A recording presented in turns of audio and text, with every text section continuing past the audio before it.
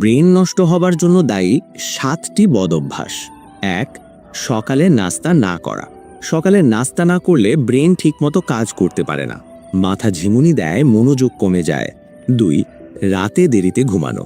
রাতে ঠিকমতো ঘুম না হলে ব্রেন বিশ্রাম পায় না, এতে স্মৃতিশক্তি আর চিন্তাশক্তি ধীরে ধীরে দুর্বল হয়ে যায়।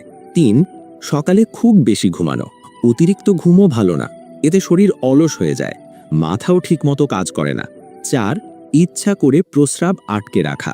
এই অভ্যাস শরীরের পাশাপাশি মাথার উপরও চাপ ফেলে, এটা খুবই ক্ষতিকর।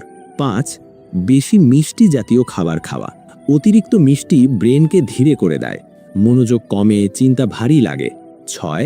খাবার সময় মোবাইল বা টিভি দেখা। খাওয়ার সময় মন অন্যদিকে থাকলে ব্রেন ঠিকভাবে খাবারের সিগন্যাল পায় না, এতে হজম আর মন দুটোই ক্ষতিগ্রস্ত হয়। 8. মাথায় ক্যাপ বা